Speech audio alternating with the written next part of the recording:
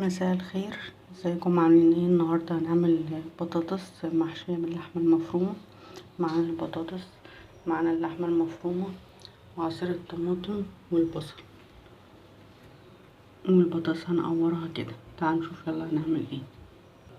هنحط زيت كده على النار عشان نحمر البطاطس قوي كده.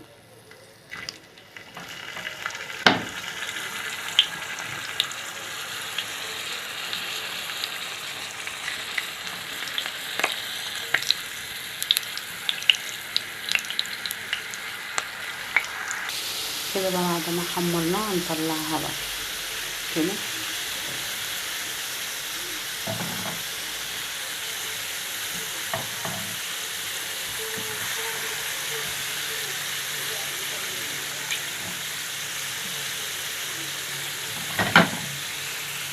طلعناها اهي. هنعمل بقى اللحمه المفرومه. هنحط اللحمه المفرومه،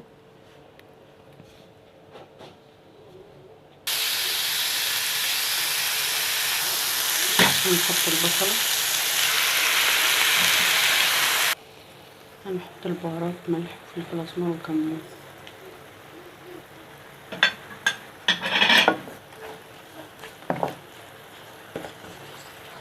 ما حطيناش هنا زيت علشان اللحمه بتنزل الدهون بتاعتها.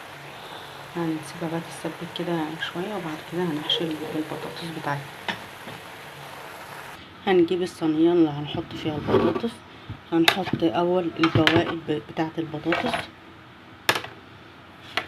وهنحط عليها شويه لحم مفروم وهنقلبها كده كويس. عشان ايه؟ البطاطس دي طبعا مش هتترمى، البواقي دي طبعا هناكلها، فهنقلبها كده ايه عشان تاخد ايه طعم اللحمه، تعصيجة اللحمه. هنحشيها اهو جوه كده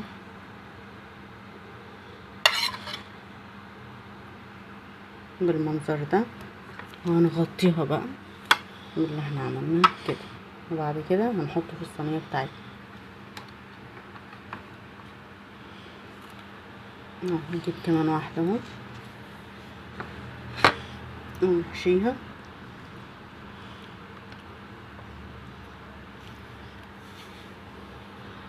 ونغطيها ونحطها في الصينيه كده اهو. خلاص خلصناها. هنحط بقى ايه عصير الطماطم ونسيبها بقى تتسبك على النار. تتسبكيها على النار هنحط بقى البهارات بتاعتنا، ملح وفلفل اسمر وكمون وشطه.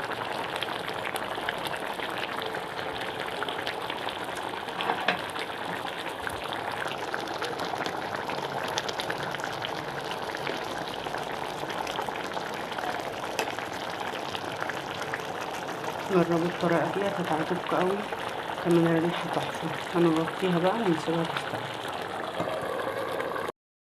البطاطس كده خلصت معانا وحطيناها في الفرن كده، اخدت كده تحميره حلوه. هنحطها بقى في الاطباق بتاعتنا.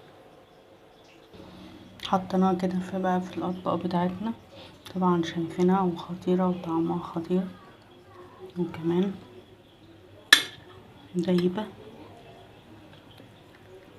شايفين دايبه كده وجميله. عملناها مع الرز ابيض، هندوق طعمها كده الخطير ده.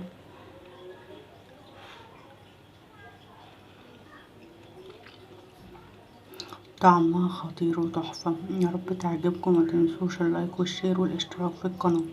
شكرا.